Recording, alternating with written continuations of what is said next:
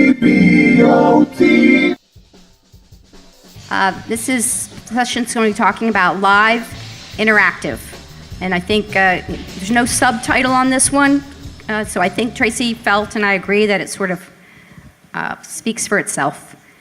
Live interactivity is both materially and culturally different than some other forms of interactivity we've been talking about. So what we're going to do is these folks are going to introduce themselves very quickly. We're going to show Jason yours first, and then Dan has something to show us, and then we're going to have a little conversation. So why don't we start with Jason George down here. Hello, I'm the CEO of Telescope. We've been around 16 years, originally driving a lot of interactivity around TV shows. Obviously, as more and more video is migrated to new OTT platforms, also driving engagement on those platforms. So that's really our sort of background, our founding. If you can pull, I'll show a couple of things. There's a slide there which just talks about American Idol this year. That was our sort of first project that we did in the UK, in the US, from the UK. Very lucky that it kind of stuck around so long. And when it came back this year, if you were watching, they put it on a Sunday night and they simulcast. They did the whole show live, as it were, in all time zones. And that's a real key thing that I wanted to kind of point out, because obviously some of this live real-time interactivity really depends on being able to have that live moment where everyone can participate and they can be rewarded for that participation. So I don't know if it's up, but they had an increase of ratings of 20% when they did that.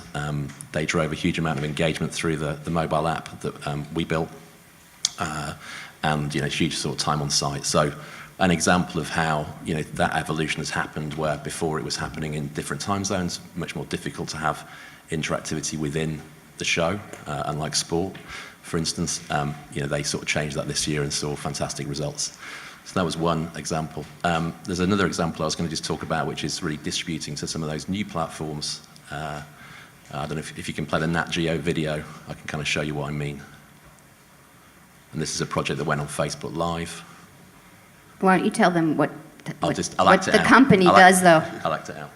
I mean, I think they're getting the inference, or they might know you. There you go.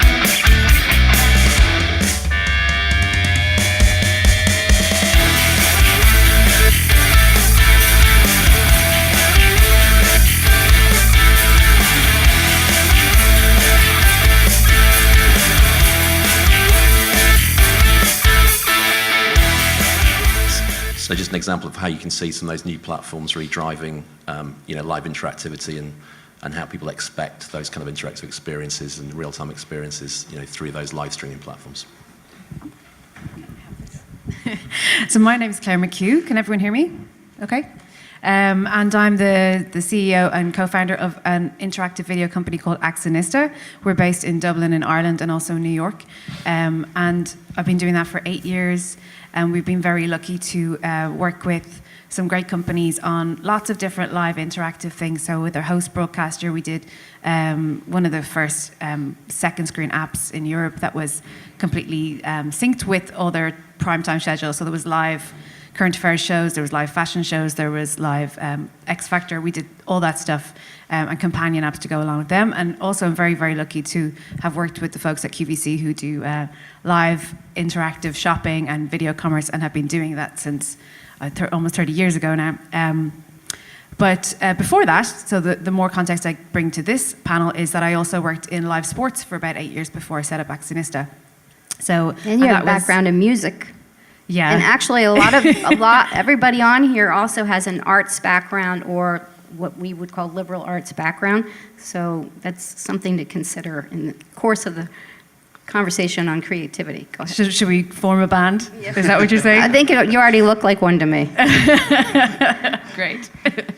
So, but before it's really streaming took off, my job was to kind of build this experience that people would want to watch between live sports events and kind of keep the audience going and tell that narrative and bring them with us. So live is kind of really part of my blood, and I really enjoy the excitement of live events. Hi, I'm Geert. I'm the VP of Americas for Machina. Traditionally, we've done a lot of second screen apps for TV shows. We did a voice in 20 countries. But in the recent years, we've been moving towards live streaming as well. So we do a lot of interactive live streaming on YouTube and Facebook, etc. But also with the rise of HQ Trivia and the success of HQ Trivia, we provide a white label platform for media companies to recreate a similar experience. So combining the live feed and the interactive part into a single experience, which is very efficient and very effective if you compare it to the engagement on TV with second screen. And we've been very active in esports as well. I just came back from the E3 where we did a large live stream on Twitch. We had over 500,000 concurrent connected clients, which was a new record for that area. And I think that's a really interesting area as well. It's growing rapidly. There's a lot of engagement. There's actually money to be made outside of advertising, and really an opportunity for interactive live streaming. Yeah, and we'll definitely talk more about that. Dan. I'm Dan Albritton. I'm the founder and CEO of Megaphone TV. I guess all of us kind of do similar things, so we do a lot of the same type of stuff. Megaphone focuses a fair bit on traditional broadcast and a lot of now streaming broadcasts. So we work with 70 US local newsrooms, so we're a big fan of local media. The entire ABC O&O group, the entire Tegna group, the entire Cox Media group, and then handfuls of stations from CBS and NBC and Fox and Scripps and I can't even remember all the groups we work with, Graham Media. And then we also focus on national broadcasters and a lot of like live streaming stuff now, as these guys have mentioned. And guys, I'm from Northern California. Guys is a gender neutral term here, so I hope you won't mind. Yeah, just for you. And also because you're maybe not from Northern California. I guess so I don't you don't count. know our vernacular. I don't count here on the other side. Yeah, are you It's from? okay. Anyway, we could say dudes as well, and that's also gender neutral here in California. But we also do a lot of live streaming, as does everybody else. And we work with broadcasters who have kind of continuous events. That's one of the things that we like. So Legendary Digital does this video podcast network. It's behind a paywall. Rooster Teeth does game streaming content behind a paywall, CBS All Access. And so we power those live experiences. Okay, we were going to play a little game show, actually, just a silly one on your phone. So normally Megaphone will do kind of a two-screen experience where you have something on the big screen and something on your phone. But I thought it'd be fun to just play a very tiny, short game show. And honestly, it's just an excuse to explain why I have a cast on. So could you guys bring up that URL I mentioned? If you want to, we're going to play a game show. There is a prize available for you. The prize would be like a $50 gift card to whatever you want. Maybe it's to Starbucks, maybe it's to like the Apple Store, it's Pornhub, your choice, whatever you want to spend it on. Go to that URL, and we're just going to play on our phones. We can't endorse that last one officially. It was Geert's suggestion anyway. So if you want to, just get out your phone, go to that URL, and we'll just do a little tiny sort of 99-cent HQ version. So I don't want to do like the whole live streaming thing right now, so we'll just do the live play along interactivity. And I'll show you just a couple of graphical implementations of what we do for our broadcast partners. So, of course, the internet connection is getting really bad over here. I can see some people connected. I think we probably have enough people connected. I'm going to start the experience. So here we go. First question you can see on your phone. It's going to be about the TVOT show. It says, what year did the awards start? I can see some people are answering quickly already. This is fantastic. Viewer 8654, good job. You're the first person on this one. The question is timed out. I hope you guys answer quickly. So again, if you're looking at your phones, you're going to see the correct answer. It was 2004. And you're looking at this in the WNBC Sports Final branding. I'll just go to the next question really quickly. So this is Watch What Happens Live branding. They use us nightly. And this is a question about Megaphone. We now maybe offer legal pricing and fulfillment services. I'm shilling for my own company here. A bunch of people got the answer correct, but the answer is, yeah, we actually offer full in-house legal now to do your pricing and contesting. So if, again, everybody here is probably doing that, but it's important to offer that because many of our broadcast partners... For a fee, right? Oh yeah, for a fee, absolutely, yeah. The fee, it's interesting. So we standardized all this. We kind of like automated legal. So we try to make it about the cost of like a normal law firm. Seems like a good value for our broadcast partners. Last one, and here is the elephant in my room. I have this cast on, and it's very annoying. So there's 3 possible ways that I received this cast. Oh, everybody, they're so nice. They think that I broke my wrist playing with my niece. Oh. I can see 62% of you think that. I'm watching They're in the you live the Megaphone the real-time doubt. panel here, yeah. Unfortunately, the answer is I actually broke my wrist racing cars. That was a little bit embarrassing. We were car racing on the weekend and some guy crashed into me. So here's the end of the experience, and you will see just like a polite message if you were not the winner. If you were the winner, you're going to see a message on your phone that says you won. Does anybody see that? Somebody should have, hey, oh, well, if you look, this is Mike Ryan from A Different Engine, a friend of mine. Mike, raise your right hand if you would. Oh, Mike also has a cast on. So Mike and I hadn't seen each other for about, I don't know, a year, and we literally bumped into each other yesterday with casts on. So But maybe you bumped into one another racing, so you have the matching casts. He was Okay. racing mountain bikes. Well, I love this because this is a segue into the whole discussion of examining these factors that go into making live interactive so special. And let's talk about that. What is it about the live aspect from the business perspective, either because there are challenges to it or otherwise, what makes it special and different than other forms of what we think of interactivity of using the back channel? Oh, by the way, I'm CEO of Interactive Television Alliance. My name is Allison. We founded it in 2001. The ETV World Conference started like in 1994, so we've all known each other quite a long time in this space. So there are different definitions of what interactive television is, or even interactive video, or even what television is along the way. So why don't we just address that first up? What is it about the liveness when you're talking about interactivity that's different than other things? Claire, why don't you start? I think it's the excitement that anything can happen. And it's also it's like that appointment to view show that's special, that all these, it's actually quite an old school thing that everyone watched together, and I think you see a lot of the clever user interactions in the like HQ app or any other live streaming app is that, you see that number of people that are watching along with you. You see, the comments coming in. You can be part of it. You can define the show. You can actually define the story. I mean, one of the shows that I grew up watching when I was a kid was something called Swap Show, and it was on the BBC on Saturday mornings, and it was literally like they didn't have any budget to do this thing. So what they did was they got kids to call in and like swap toys, basically, and they would match them up with other kids. But there was celebrities who would just wander into the show and answer the phone. So you could actually ring into the show and be talking to like George Michael and about your toy that you want to swap with some other kid like across the... You remember Swap Show, yeah. So, and it was that excitement. I was like, what's going to happen next? We don't know, just influencing the content, being part of the narrative. I think that's really the heart of it, participating.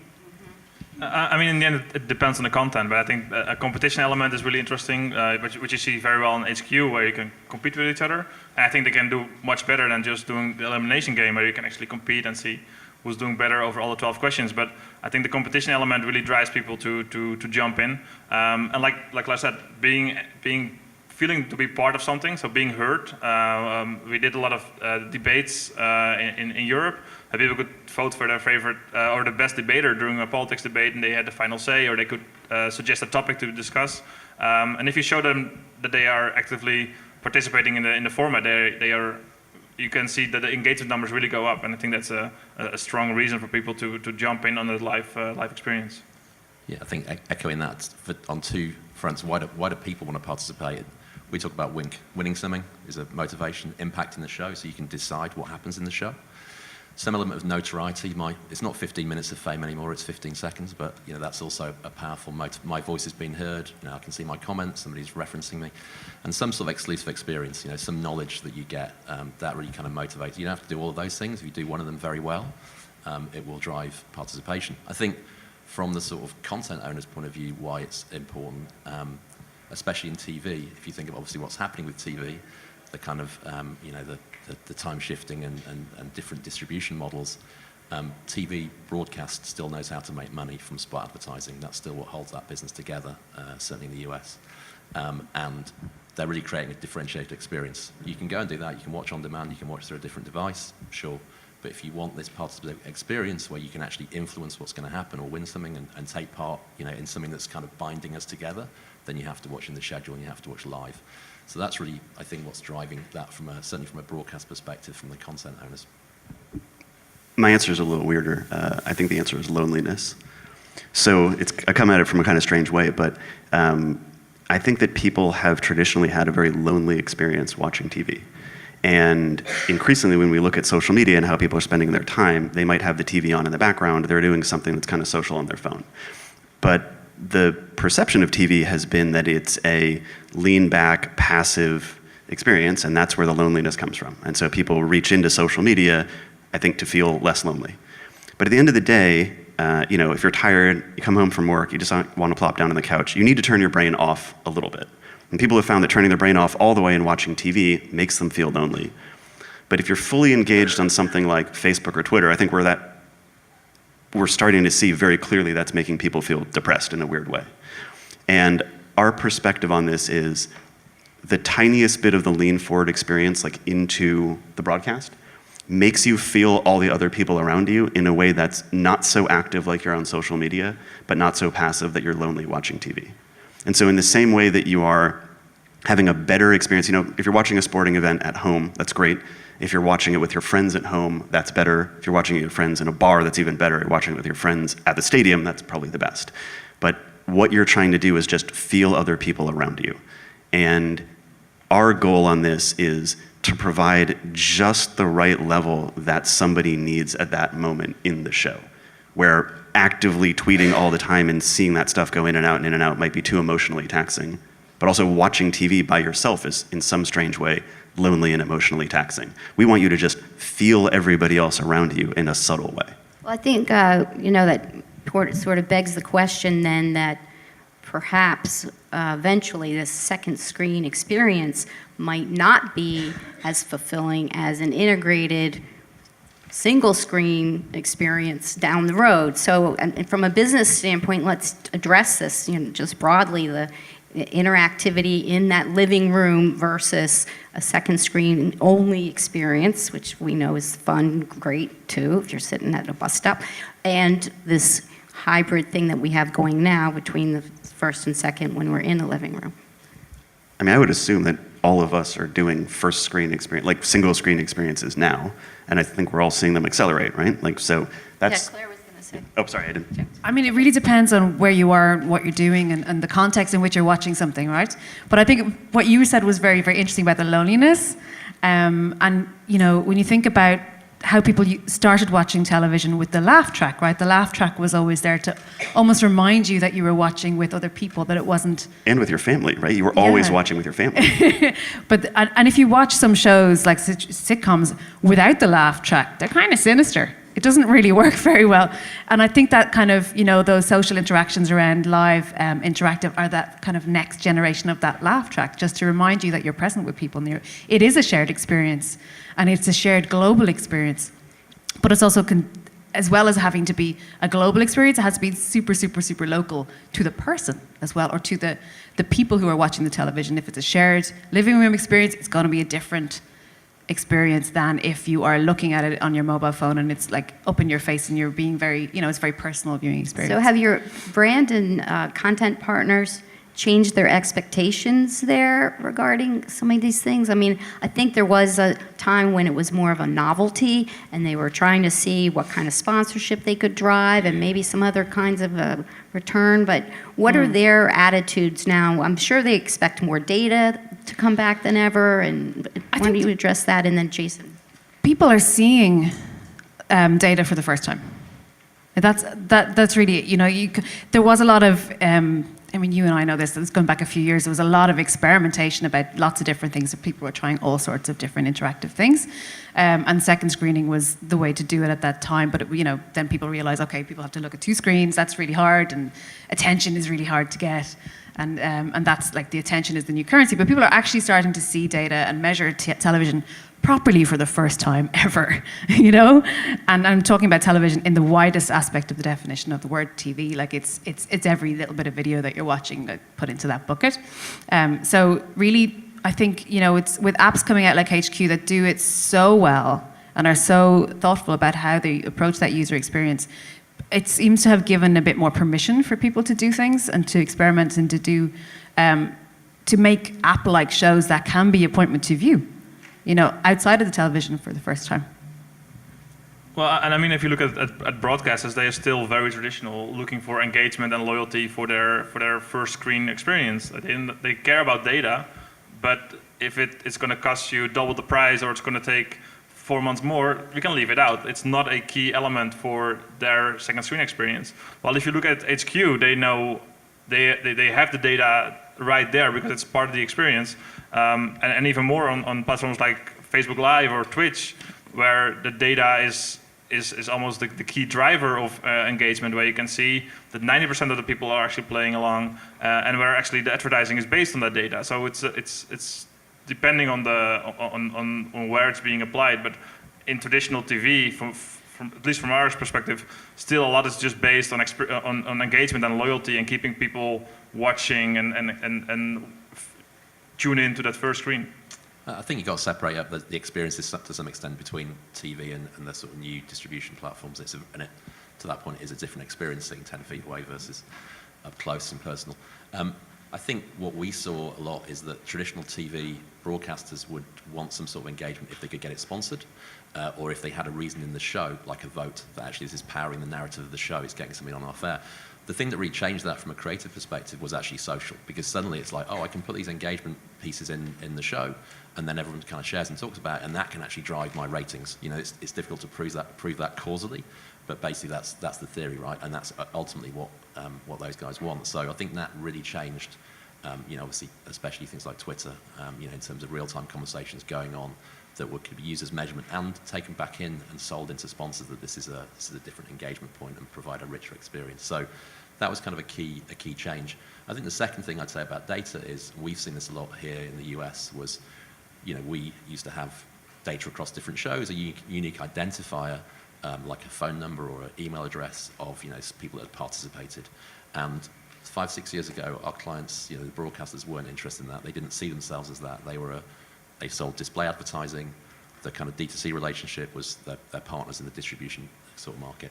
What you're now seeing is all those same companies launching their own ID for first-party data. Obviously, they're launching D2C services. So, Disney buying BAMTech and kind of pushing ESPN Plus and taking all their content back from Netflix. And that's all part of our strategy around direct-to-consumer. So data has become much more important to those guys. They've realized in some ways that it was a missed opportunity, that they could have been gathering more data before, but they're certainly putting that right now, and they want to own that direct-to-consumer relationship. Well, and back to bridging to Dan's point, I think we always knew that if you participate, for instance, in a poll or in a Q&A thing that we just ran, part of the thing is the data is the content, right? That you want to see. You don't want to just answer a poll. You want to see who else agrees with you or where you come in terms of how many questions, right percentage out of that. And I do see a sea change shift in that is now the data is coming forward and being expressed as content and recognized as a content generator. And social has gone a long way in terms of that. So on those inflection points, where do you all make money? So Dan, just start with Dan and go down the line. How and where do you make money? So we have, substantially speaking, just 2 obvious revenue streams. One of them is licensing fees, and one of them is advertising. And the advertising is either some kind of revenue share, or we're brokering it or selling it. And the licensing fees are, you just pay a monthly service fee to run Megaphone. So it's about as clear as it could be. Yeah. For us, it's quite similar. We don't do the advertising stream, but we build a lot of custom tools based on existing platforms. So we have large scalable platforms that we use to build up custom apps for the broadcasters or the live streaming partners that we work with. So there's a development fee and then a license fee for usage. So it's similar to that.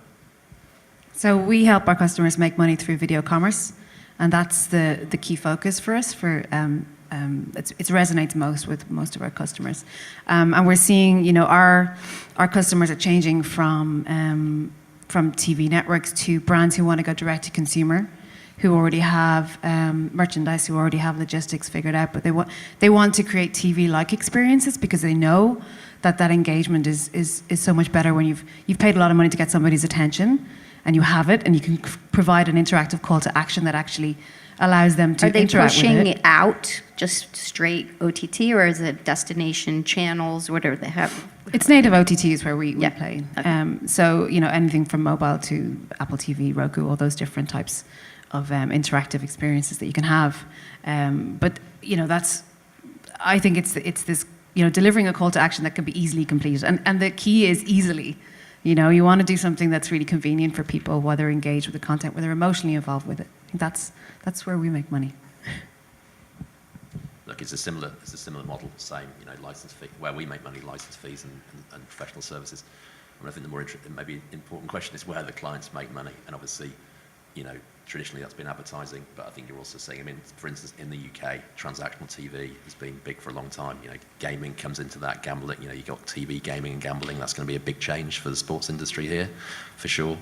So that's kind of where I think sometimes that's been the challenge, right, is they'll do something if there's a sponsorship around it, but they haven't seen other revenue, coming forward as easily, and those things like transactional are going to be important to that as well. I think in terms of they're certainly more open to experimenting than they were even 5 years ago. I know on the local side. Go ahead, Dan. Sorry, I was going to say that I think one of the things we've seen that's really interesting is there's a lot of new content producers, I'm sure everybody's seen the same thing, that are very personal. So Twitch streamers or the Rooster Teeth and legendary types, you're watching somebody basically doing a live talk show.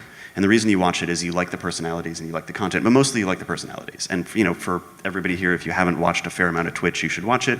You're watching micro celebrities live streaming, and that's their entire business.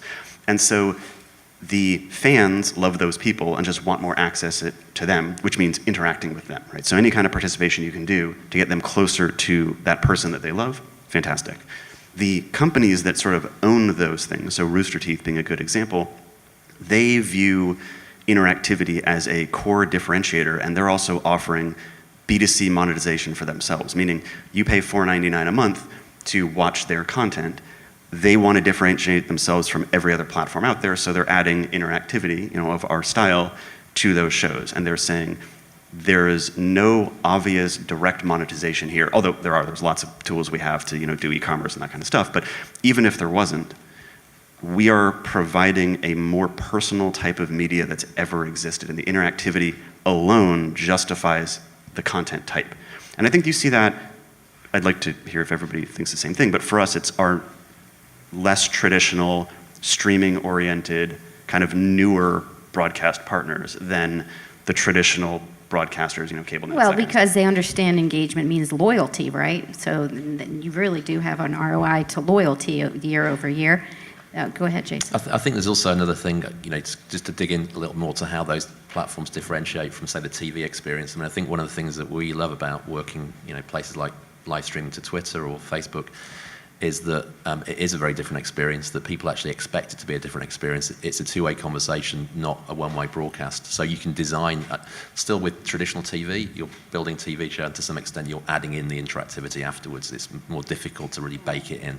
Whereas with lots of these shows, you look at things like Super Deluxe, they're really baking in that interactivity. And on those platforms, the engagement drives your reach. The more you get people to engage, the algorithm will kind of, raise your content up into the news feed. So, for instance, with Facebook Live, half of the video views come from news feed, not somebody knowing about it before and, as it were, making an appointment to go and see that content.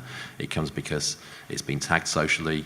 Their friends have shared it, their friends have engaged with that content. So there's a real actual value to that, value to that engagement also. Yeah, it's what, VCs call a virtuous circle, right? It's its own engine in the end. What I think before we run out of time, what we would love to do is have you guys drill down and just quickly share a recent success or a campaign or something that you did where you were surprised with the result, where everybody was happy in the end, or most people were happy in the end. Really, just go ahead, Claire. Or even QVC as an ongoing money engine for you. I mean, well, I can see Laura over there. We're not going to get too deep into that. But,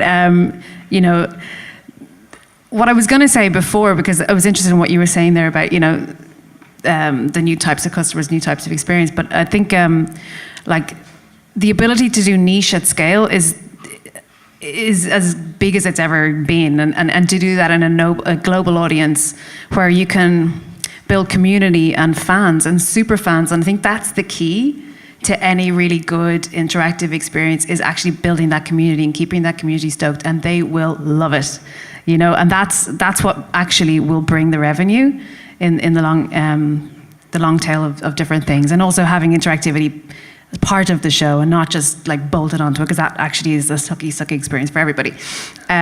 One of the things that I do like, and I pay a lot of attention to different things that are happening in the interactive space, but I've been recently watching on Facebook Live, it's Jada Pinkett Smith's show, where she has a show with her mom and her daughter, and they just talk about real issues. And they talk about sex, and it's kind of, you see a grandmother talking to her daughter about sex, it's kind of like, oh, this is different, this is interesting. But they're also in their living room, so it's really super intimate, and they're this really big, high-powered Hollywood family, giving you that window and insight into their home, which is very real, and it's a different type of television. Oh, you don't see the TV network greenlighting that type of show. Absolutely authentic. And I think it's podcasting is so, what I love about the podcasting industry and the rise of the content within it is that it's been chosen by people who like the content rather than by a TV network who's decided this is what you're going to watch. So actually the really good content has bubbled up to the surface. Nobody owns the pipes. Yeah, it's a total meritocracy. It's brilliant. I love it.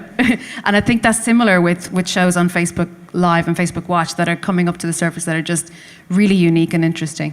If I can jump in, from our experience with working with a lot of larger streamers on Twitch, is that if you look at the engagement from viewers, if you look at TV or best projects, the 20% of the viewers participating with an app or playing along with an app, that's 80% that's still just watching the TV show without any engagement, without any interaction.